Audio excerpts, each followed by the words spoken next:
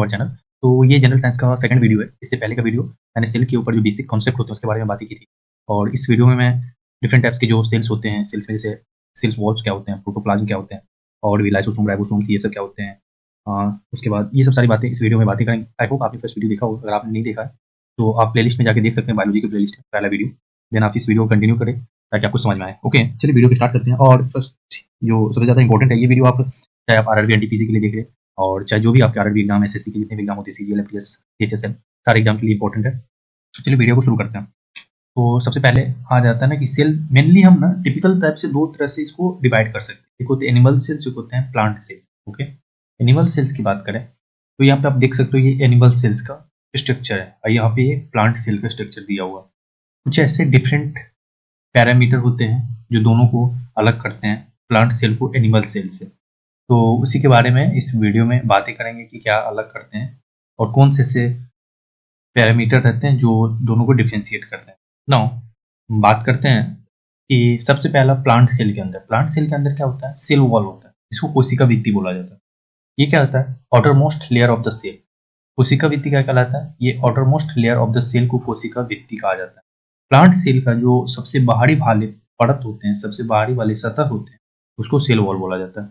ये परमिएबल होते हैं। परमिएबल एक होता है परमिएबल, एक होता है सेमी परमिएबल। तो परमिएबल मतलब क्या होता है, सेमी, एक होता है परमिएबल, एक होता है सेमी परमिएबल। तो परमिएबल का मतलब होता है कि allow all substance to pass through including water molecules and ions. इसमें क्या होता है ना, सारी चीज को आने जाने में कोई रोक टोक नहीं होता। एक अंदर से बाहर, बाहर से अंदर आ जा सकता है, तो उसको बोला जाता है परागम्य। यहाँ पे कोई रोक टोक नहीं है, उसको बोला जाता है परागम्य। ओके, जैसे मैं बात करूं तो जैसे प्लांट सेल में सेल वॉल होते हैं, ये परमिएबल का एग्जांपल होते हैं। और एक होते हैं सेमी परमिएबल, उसमें क्या होते हैं, इसमें एक ओनली कुछ सर्टेन जो सब्सटेंस होते हैं उसको पास करने के लिए जो परमिशन दिया जाता है या उसके थ्रू पास कर सकते हैं, आप ये बोल सकते हो। Okay, depending upon the conditions कि किसको पास करना है, किसको ब्लॉक करना है, ये डिपेंड करता है टोटल का टोटल वो सेल के ऊपर या उसकी जो लेयर रहती है उसके ऊपर डिपेंड करता है कि किन चीज़ों को अंदर आने देना है या किन चीज़ों को रोकना है। आप इसका एक एग्जांपल समझ सकते हो कि लाइक अगर आप किसी अपार्टमेंट के अंदर रहते हो और अपार्टमेंट के अंदर अगर चौकीदार खड़े हैं तो उनका काम बनता है कि किसको परमिशन देना चाहिए अंदर आने के लिए और किसको बाहर जाने के लिए परमिशन देना चाहिए।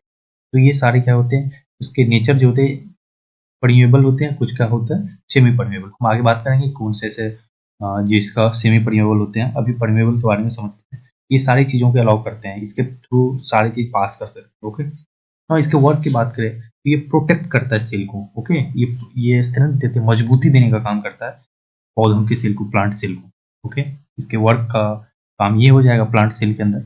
नाउ आगे हम बात करते हैं फैक्ट अबाउट सेल वॉल के बारे में बात करते हैं हम कि कोशिका भित्ति के कुछ तत्व होते हैं। जैसे कि माइकोप्लाज्म में बात करें तो कोशिका भित्ति नहीं होती है, mycoplasm do not contain cell wall, ये कोई भी सेल वॉल कंटेन नहीं करता। ओके, उसके बाद है एनिमल्स जो होते हैं do not contain cell wall. Animals के अंदर, हम लोगों के अंदर कोई भी सेल वॉल नहीं होता है। ओके, और कुछ ऐसे जो जीव होते हैं जिनके अंदर सेल वॉल पाए जाते हैं, जैसे कि मैं प्लांट की बात करूँ तो उसमें जो सेल्यूलोज बना होता है, सॉरी, प्लांट में जो सेल वॉल बनते हैं वो सेल्यूलोज के बनते हैं। बैक्टीरिया का पेक्टिन के बनते हैं और फंगी का काइटिन के बनते हैं। तो ये जो प्लांट में किससे बनते हैं, सेल्यूलोज से। आपके एग्जाम में डायरेक्ट क्वेश्चंस आते हैं कि प्लांट का सेल वॉल किससे बने होते हैं, सेल्यूलोज से, बैक्टीरिया के पेक्टिन से और फंगी के काइटिन से। ओके, ना यहाँ तक समझ में आ गया। अब मैं आगे बढ़ता हूँ और देखता हूँ प्लाज्मा झिल्ली, जिसको बोलते हैं प्लाज्मा मेम्ब्रेन्स। ओके, प्लाज्मा झिल्ली या प्लाज्मा मेम्ब्रेन्स, इसको क्या बोलते हैं कि प्लाज्मा झिल्ली क्या होता है कि ये पादप, पादप इन द सेंस की प्लांट सेल, फंगी और बैक्टीरिया, ये सेकंड लेयर होते हैं। फर्स्ट क्या होता है, उसका सेल वॉल होता है, और ये जो लेयर होती है प्लाज्मा मेम्ब्रेन्स, ये सेकंड लेयर होते हैं आपके प्लांट्स के, फंगी के और बैक्टीरिया के। क्यों? क्योंकि पहला जो उसका लेयर होता है वो होता है सेल वॉल और सेकंड लेयर क्या होता है, plasma membranes. Okay, but in animal cells this is the outer most surface of the cell होता है। ये एनिमल सेल्स में जो होते हैं ये आउटर मोस्ट सबसे बाहरी सतह क्या होते हैं, प्लाज्मा मेम्ब्रेन्स। ओके, और अगर मैं इसका बात करूं तो ये क्या होते हैं, फॉस्फोलिपिड के बने होते हैं। ये किसके बने होते हैं, आप देख सकते हैं यहाँ पे, this is made of phospholipid. किसके बने होते हैं, फॉस्फोलिपिड के बने होते हैं। ओके, इसी को सेल मेम्ब्रेन्स भी बोला जाता है। ये क्या होता है, ये सिलेक्टिव, ये इसको बोल सकते हैं हम कि ये अर्धपरागम्य है। कहने का मतलब इसमें जो चीजें, कुछ ऐसी चीजें होती है जिसको परमिशन दिया जाता है जाने का, और कुछ चीजें होती है जिसको रोक दिया जाता है। ओके, सिलेक्टिवली परमिएबल मेम्ब्रेन्स इसको भी बोला जाता है। ओके, और ये डबल मेम्ब्रेन्स की स्ट्रक्चर होता है। दोहरी झिल्ली जिसको बोला जाता है, दोहरी झिल्ली की संरचना इसमें दिखाई देती है, और जिसके बीचों बीच एक होल रहता है। ओके, ये प्लाज्मा मेम्ब्रेन्स की बात कर रहा हूं मैं। ये सेमी परमेबल होते हैं, इसके नेचर कैसे होते हैं, सेमी परमेबल। ओके, नाउ आगे हम बात करते हैं कोशिका द्रव, जिसको साइटोप्लाज्म बोला जाता है। कोशिका द्रव, साइटोप्लाज्म। ओके, ये क्या होता है, ये जीव द्रव जिसको बोलते हैं प्रोटोप्लाज्म। ओके, जिसको बोला जाता है प्रोटोप्लाज्म, और जो कोशिका भित्ति होती है जिसको सेल वॉल बोला जाता है, ये एक प्रोटोप्लाज्म का भाग है। देख सकते हो प्लाज्मा झिल्ली और केंद्र के मध्य उपस्थित। ओके, प्लाज्मा झिल्ली, प्लाज्मा झिल्ली क्या है, प्लाज्मा झिल्ली किसको बोलते हैं, प्लाज्मा झिल्ली, अभी इससे पहले आपने यहाँ पे देखा था प्लाज्मा झिल्ली, क्योंकि ये प्लाज्मा मेम्ब्रेन्स को बोलते हैं। प्लाज्मा झिल्ली और केंद्र के मध्य, केंद्र की ये हो गया न्यूक्लियस जिसको बोला जाता है, न्यूक्लियस और प्लाज्मा मेम्ब्रेन्स के बीच में जो रहता है उसको साइटोप्लाज्म बोला जाता है। ओके, नो हम बात करते हैं कि साइटोप्लाज्म होता क्या है, साइटोप्लाज्म का काम क्या है। तो मैं अगर इसमें बात करूं साइटोप्लाज्म के काम के बारे में, तो इसमें सबसे ज्यादा मात्रा में पानी की मात्रा बहुत ज्यादा होती है। ओके, साइटोप्लाज्म में सबसे ज्यादा किसकी मात्रा आती है, पानी की मात्रा रहती है साइटोप्लाज्म में। ओके, इसमें एक गड्ढा, गड्ढा मतलब जेली लाइक स्ट्रक्चर होती है, इसके अंदर चिपचिपा पदार्थ होता है। ओके, और ये क्या करता है, ये कोशिका को नमी प्रदान करता है। ओके, ये कोशिका को मॉइस्चर प्रदान करता है, वो कोशिका के भीतर पोषक तत्वों का संचार करता है। न्यूट्रिएंट्स जितने भी होते हैं एक जगह से दूसरे जगह ट्रांसमिट करने का काम कौन करता है, साइटोप्लाज्म। ओके, नाउ हम आगे बढ़ते हैं। आप देख सकते हो ये सेल का स्ट्रक्चर दिया हुआ पे, यहाँ पे न्यूक्लियस है, ये बीच वाले भाग जो आपको दिख रहे हैं यहाँ से यहाँ तक, ये सारे क्या कहलाते हैं, साइटोप्लाज्म कहलाते हैं। ओके, नाउ इसी में अगर मैं आगे बात करूँ साइटोप्लाज्म के बारे में, तो यहाँ पे लिखा हुआ है कि कोशिका द्रव साइटोप्लाज्म कोशिका के घटकों के धारण करता है और उन्हें क्षति से बचाता है। यानी मतलब साइटोप्लाज्म जो होता है वो रिस्पॉन्सिबल है holding the components of the cells and protect from the damage. यह रिस्पॉन्सिबल होता है होल्ड करने के लिए सारे कंपोनेंट्स को, और सेल को प्रोटेक्ट करने के लिए किसी भी तरह की उसमें जो क्षति होती है, हानि होती है, डैमेज होती है, उसको बचाने के लिए साइटोप्लाज्म रिस्पॉन्सिबल है, जिम्मेदार है। ओके, नाउ आगे क्रोमोसोम के बारे में। ओके, क्रोमोसोम का स्ट्रक्चर कुछ इस तरह का होता है, आप यहाँ पे देख सकते हो। एक सेकंड, ओके, क्रोमोसोम का स्ट्रक्चर आप देख सकते हो कि कुछ इस टाइप का स्ट्रक्चर होता है क्रोमोसोम का। ये क्या होता है क्रोमोसोम, यहाँ पे लिखा हुआ है chromosome is a thread like structure found in nuclear, nucleus के अंदर पाया जाता है, जो कि most of the living cells के अंदर ये होता है। It is made of DNA and protein. DNA किसको बोलता है, डीऑक्सीराइबो न्यूक्लिक एसिड, उसको डीएनए बोला जाता है, DNA deoxyribo nucleic acid. Video में आगे बात करेंगे हम डीएनए के बारे में, आरएनए के बारे में बात करेंगे, बट आपको अभी यहाँ ये समझना है कि क्रोमोसोम जो होता है डीएनए और प्रोटीन्स के बने होते हैं, made of DNA and proteins. Chromosome carry genetic information, chromosome क्या करता है, कैरी करता है जेनेटिक इन्फॉर्मेशन को in the form of genes, genes के फॉर्म में ये जेनेटिक इन्फॉर्मेशन को कैरी करता है, विच डिटरमाइन, वो जो कि डिटरमाइन करता है कि आगे वाले जो आने वाले जो जनरेशन है, one generation to next generation, अगर आपका अगर कुछ ऐसे गुण जो आपके बच्चे में दिखते हैं या आपके पापा के गुण जो आप में दिखते हैं, वो सब टोटल क्रोमोसोम के कारण होते हैं। वो सब किसके कारण हो रहे हैं, क्रोमोसोम के कारण हो रहे हैं।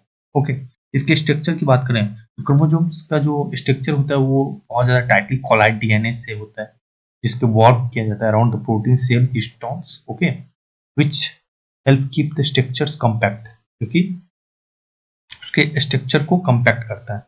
ओके, और आगे है कि नंबर इन ह्यूमन, अगर मैं बात करूं कि क्रोमोसोम डिफरेंट टाइप्स के जितने भी होते हैं, लाइक ह्यूमन के अंदर अलग अलग टाइप्स के क्रोमोसोम पाए जाते हैं, तो उसमें से लिखा है ह्यूमन टिपिकली 46 क्रोमोसोम्स, हम लोगों में कितना क्रोमोसोम है, तो 46 क्रोमोसोम्स पाया जाता है। इन सोमैटिक नॉन रिप्रोडक्टिव, जिसको बोला जाता है सोमैटिक मतलब नॉन रिप्रोडक्टिव सेल्स, ये सॉरी ये क्रोमोसोम्स अराउंड 23 के पेयर में होता है। ओके, 22 पेयर जो होता है ऑटोसोम्स होते हैं, और 1 पेयर ऑफ सेक्स क्रोमोसोम, जिसमें से XX फॉर फीमेल के लिए होता है और XY फॉर मेल के लिए होता है। 22 पेयर्स जो होते हैं ऑटोसोम्स कहलाते हैं और 1 पेयर सेक्स क्रोमोसोम्स कहलाते हैं। सेक्स पेयर में सेक्स पेयर जो क्रोमोसोम्स होते हैं उसमें डिफाइन किया जाता है, और उसमें उसी से पता चलता है कि कौन सा फीमेल फीमेल के लिए XX और मेल के लिए XY। इसको मैं आपने पहले ही 10th में पढ़ा होगा। उसके बाद मैं फंक्शन की बात करूँ कि क्रोमोसोम्स के कुछ फंक्शंस होते हैं। उसमें पहला फंक्शन आता है कि क्रोमोसोम में स्टोर एंड ऑर्गेनाइज DNA। उसके बाद ये सेल डिवीजन में भी हेल्प करता है। Okay, they are also play cell roles in gene expressions, inheritance and cell functions. Okay, इस आगे वीडियो में बात करूंगा मैं। आप देख सकते हो हिंदी में यहाँ पे लिखा हुआ है, क्रोमोसोम DNA को संग्रहित और व्यवस्थित करते हैं और कोशिका विभाजन सेल डिवीजन के दौरान उसकी सटीक प्रतिकृति सुनिश्चित करते हैं। ये जीन अभिव्यक्ति मतलब जीन एक्सप्रेशन, विरासत मन इनहेरिटेंस जिसको बोला जाता है, ओके, कोशिका के कार्यों की महत्वपूर्ण भूमिका निभाते हैं। ये सब सारे काम क्या है, क्रोमोसोम की बात करते हैं। अब डिफरेंट टाइप्स के जो एनिमल्स होते हैं, डिफरेंट टाइप्स के जो सेल्स होते हैं, उसमें डिफरेंट टाइप्स के क्रोमोसोम पाए जाते हैं। अब मैं बात करूं यहाँ पे कॉमन नेम यहाँ पे दिया हुआ है, जैसे राउंड वॉर्म में बात करूं तो 4 नंबर ऑफ क्रोमोसोम्स की बात करें तो 4 होते हैं। उसके बाद राइस में बात करूं तो 24 होते हैं, ह्यूमन में 46 होते हैं, चिंपैंजी में 48 होते हैं, डॉग में 78 होते हैं। ओके, तो ये आपका दिया। सबसे ज्यादा इंपॉर्टेंट ह्यूमन के बारे में बार बार एग्जाम में पूछा जाता है कि ह्यूमन के अंदर कितने क्रोमोसोम्स पाए जाते हैं, तो 46 पाए जाते हैं। ओके, चिंपैंजी के अंदर 48 पाया जाता है, डॉग्स के अंदर 78 पाए जाते हैं, राउंड वॉर्म के अंदर 4 पाए जाते हैं और राइस के अंदर 24 पाए जाते हैं। ओके, नाउ हम आगे बात करते हैं माइटोकॉन्ड्रिया के बारे में। क्रोमोसोम्स यहाँ तक खत्म हो चुका है, अब माइटोकॉन्ड्रिया के बारे में बात करते हैं। माइटोकॉन्ड्रिया क्या होता है?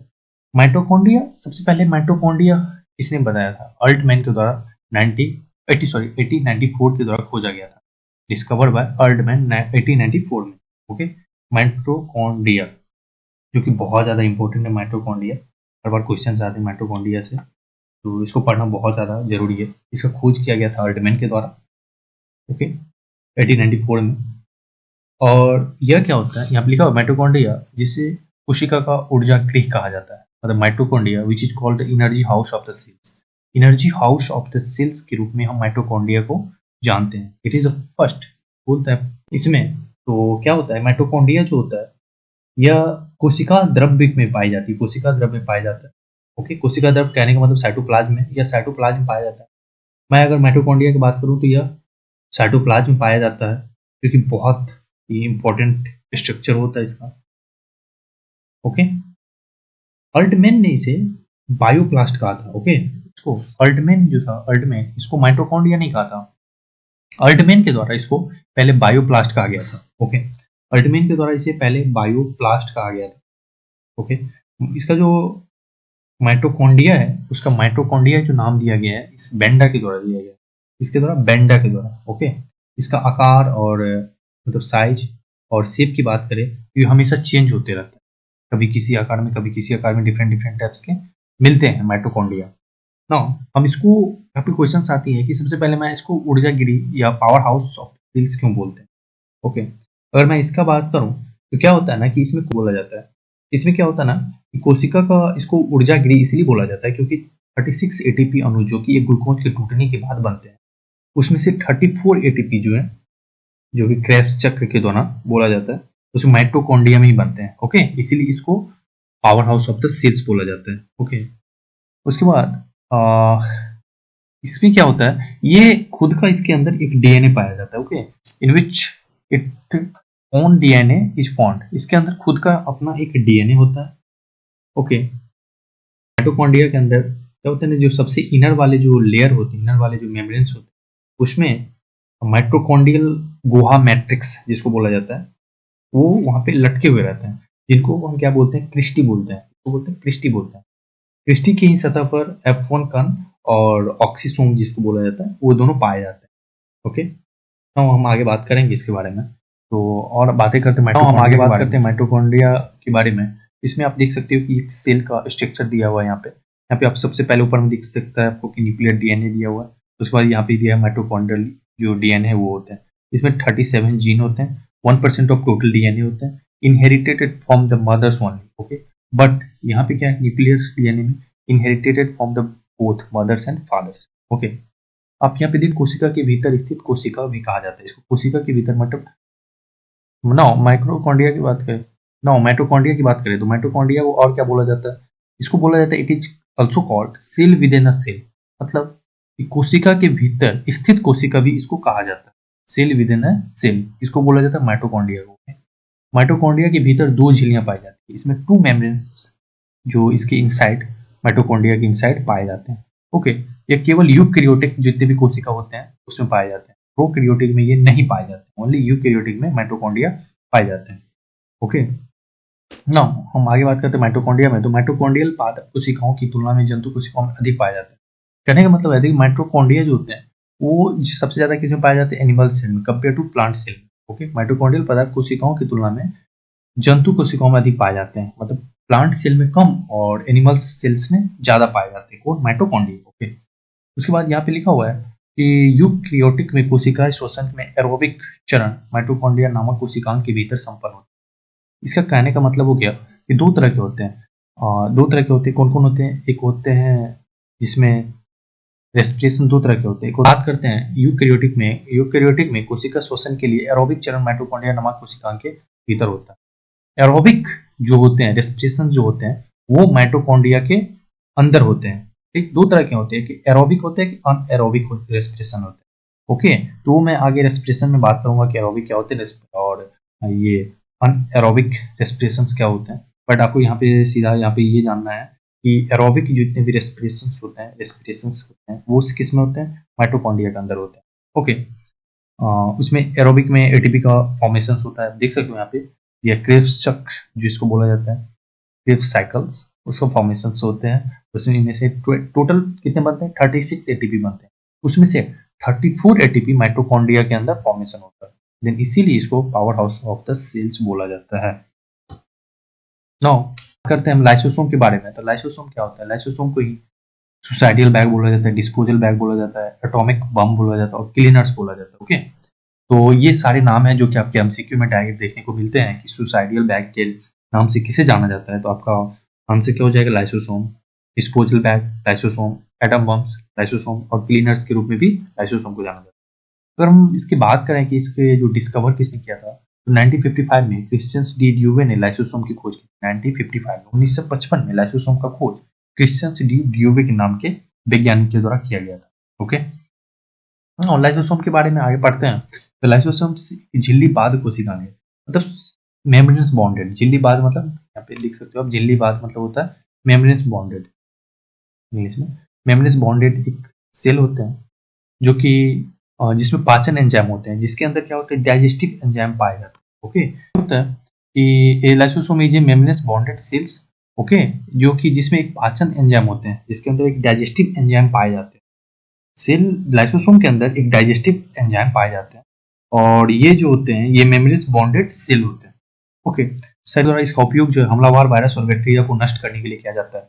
अगर हमारे शरीर पे कोई वायरस और बैक्टीरिया अटैक करते हैं तो उसको नष्ट करने के लिए लाइसोसोम अपनी पूरी ताकत लगा के उसको नष्ट करने का कोशिश करेगा। ओके, तो उसके बाद लिखा हुआ है लाइसोसोम अतिरिक्त या क्षतिग्रस्त कोशिका भागों को तोड़ देते हैं। लाइसोसोम क्या करते हैं, अतिरिक्त जो एक्स्ट्रा है उसको और क्षतिग्रस्त इन द सेंस की जो डैमेज हो चुका है उसको क्या करते हैं, ब्रेक करने का काम करते हैं। ओके, तो लाइसोसोम क्या करते हैं, अतिरिक्त या क्षतिग्रस्त भागों को कोशिकाओं को तोड़ देते हैं। नाउ हम यहाँ से डायग्राम से बात करें तो यहाँ पे आप देख सकते हो कि लाइसोसोम का डायग्राम दिया है। लाइसोसोम का निर्माण कार्य के बारे में यहाँ पे बातें की गई है।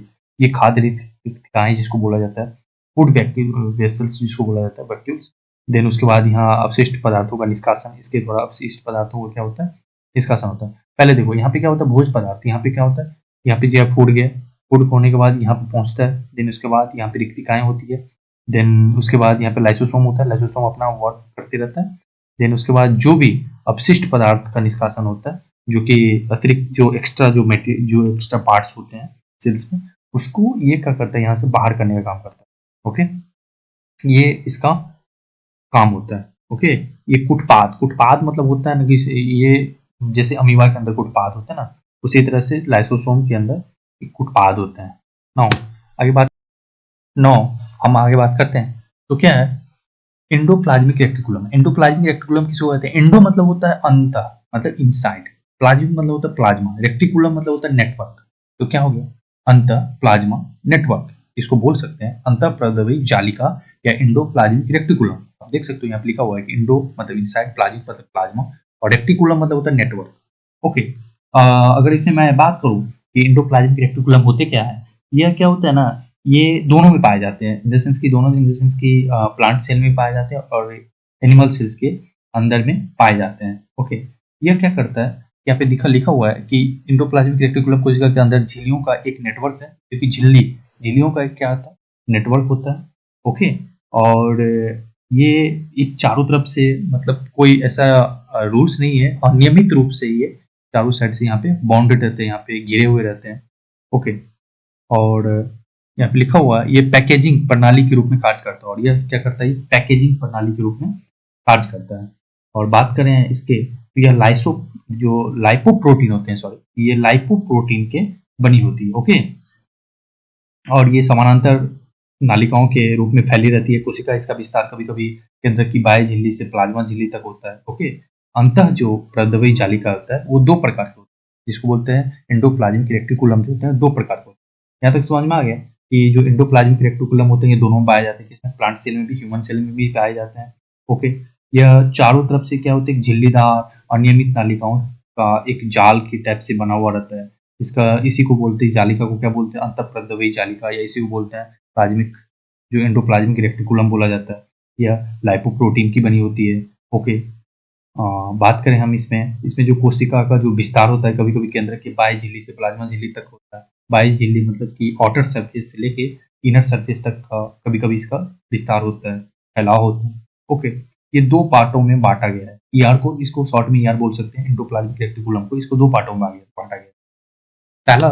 पहला होता है, यहाँ पे देख सकते हो आप, चिकनी अंतःप्रदयी जालिका, और यहाँ पे दानेदार अंतःप्रदयी जालिका। तो चिकनी किसको बोलते हैं, चिकनी अंतःप्रदयी जालिका को बोला जाता है स्मूथ एंडोप्लाज्मिक रेटिकुलम। ओके, यहाँ पे देख सकते हो चिकनी अंतःप्रदयी जालिका, जिसको बोलते हैं स्मूथ एंडोप्लाज्मिक रेटिकुलम। ओके, और यहाँ पे दिया रफ, जिसको बोलते हैं RER, rough endoplasmic reticulum.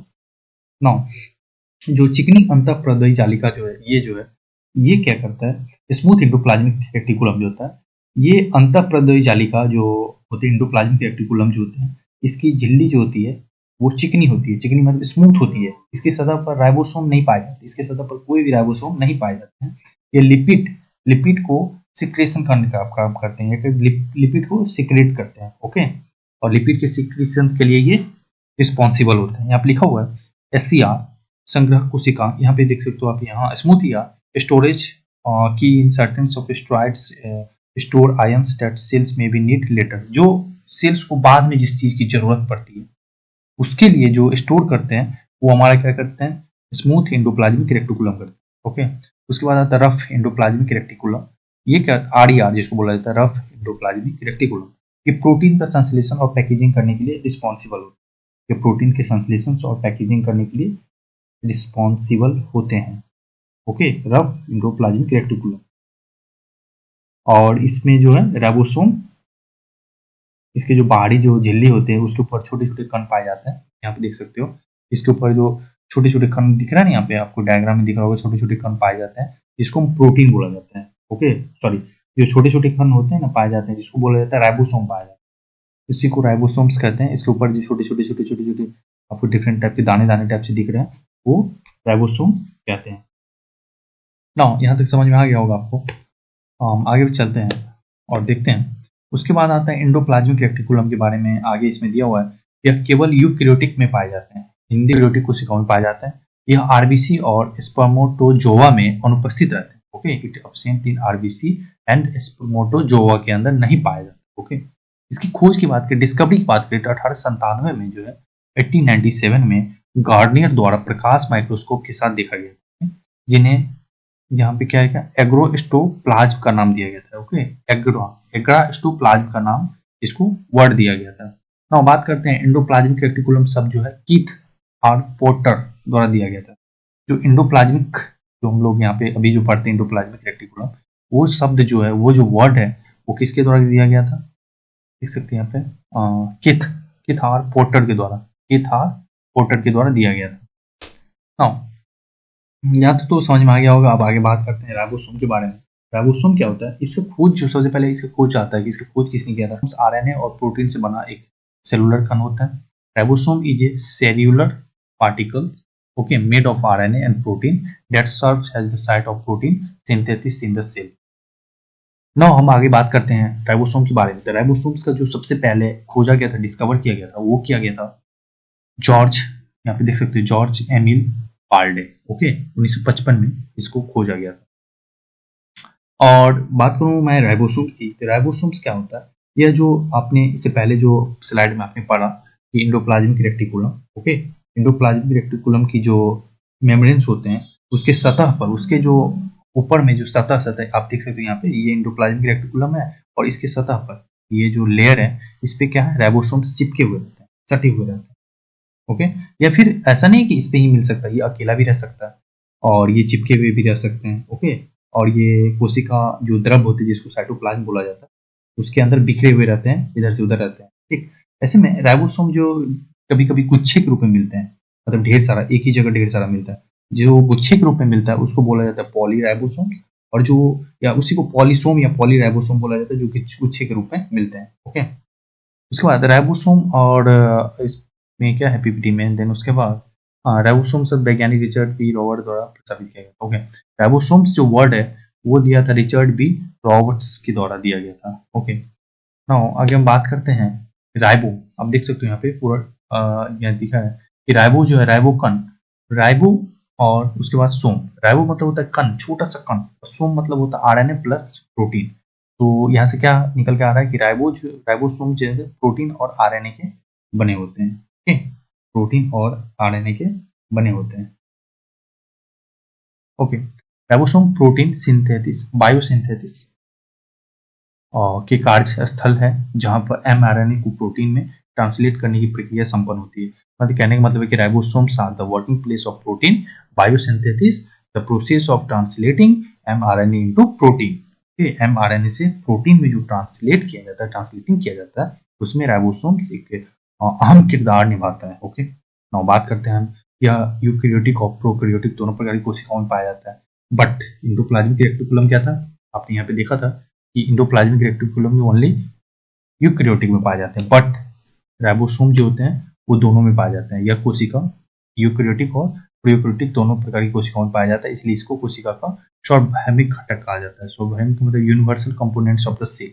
Universal जो कंपोनेंट्स ऑफ द सेल होते हैं वो यूकैरियोटिक और प्रोकैरियोटिक दोनों में पाए जाते हैं, इसलिए उसको universal components of the cell बोला जाता है, जिसको राइबोसोम, ओके। यह सबसे छोटा कोशिका है, it is the smallest cell, जो होता है सबसे छोटा कोशिका का जो अंग होता है, ऑर्गन्स होते हैं, वो क्या है, कोशिका का सबसे छोटा ऑर्गन्स क्या कहलाते हैं, राइबोसोम्स कहलाते हैं, ओके। नाउ बात करते हैं हम राइबोसोम्स के बारे में। तो राइबोसोम्स कहाँ कहाँ प्रेजेंट होते हैं, कहाँ कहाँ पाए जाते हैं। तो इसको उपस्थिति की बात करें हम, कहाँ पे प्रेजेंस होते हैं, ये केंद्र के पास, केंद्र मतलब न्यूक्लियस के अंदर, हरित लवक के अंदर, ओके, और अंतःप्रद्रवी जालिका मतलब इंडोप्लाज्मिक रेटिकुलम के अंदर पाए जाते हैं, ओके। मात्रा की बात करें तो यह कोशिका में लगभग 10 मिलियन के आसपास होती है। इसकी क्वांटिटी की बात करें तो 10 मिलियन पर सेल, एक सेल के अंदर 10 मिलियन कम से कम मिनिमम हर कोशिका में लगभग इतने पाए जाते हैं। इसके कार्य की बात करें, इसका वर्क फंक्शंस के बारे में बात करें तो शरीर में प्रोटीन के निर्माण में यह बहुत ज्यादा इंपॉर्टेंट रोल प्ले करता है।